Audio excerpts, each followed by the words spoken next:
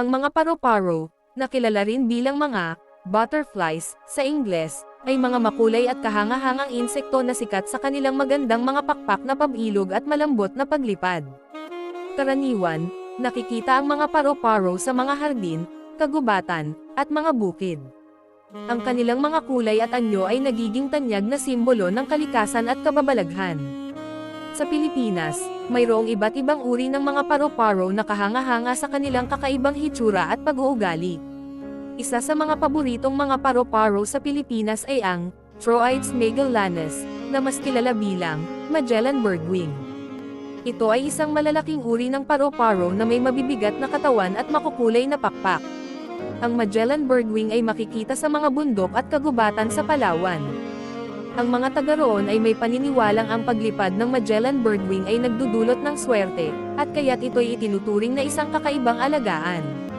Isa pang espesyal na paru-paro sa Pilipinas ay ang Papilio blumei, o mas kilala bilang Luzon peacock swallowtail. Ang pangalang ito ay nagmumula sa pagkakaroon ng mga peacock-like na mata sa mga pakpak ng paru-paro. Ang kakaibang anyong ito ay nagbibigay ng isang kamangha-manghang tanyag sa paru-paro.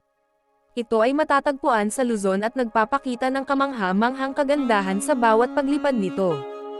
Hindi rin may kakaila ang kahalagahan ng mga paru-paro sa siklo ng buhay sa kalikasan. Sila ay may mahalagang papel sa pollination, kung saan ang mga paru-paro ay nagdadala ng pollen mula sa isang halaman patungo sa iba, na nagpapabunga nito. Ang pollinasyon ay isang mahalagang bahagi ng proseso ng pagbubunga ng halaman, at ang mga paru-paro ay isang bahagi ng malawakang network ng mga hayop na tumutulong sa pagpaparami ng mga halaman. Sa kabila ng kanilang kagandahan at kahalagahan, ang mga paru-paro ay nahaharap din sa mga banta. Ang pagbabawas ng kanilang natural na tirahan, polusyon, at pagbabago ng klima ay nagdudulot ng panganib sa kanilang populasyon. Bilang mga tagapagtaguyod ng kalikasan, mahalaga na pangalagaan natin ang kanilang mga tahanan at itaguyod ang kampanya para sa kanilang proteksyon.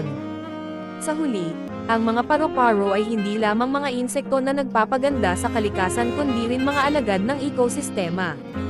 Ang kanilang kahalagahan sa pollinasyon at mga pang-ekolohikal na papel ay nagbibigay diin sa importansya ng pag-aalaga at pagpapahalaga sa kanilang kaligtasan. Isang kamangha-manghang yaman ng kalikasan ang mga paru-paro, na patuloy na nagpapaalala sa atin sa kagandahan at kahalagahan ng ating kalikasan.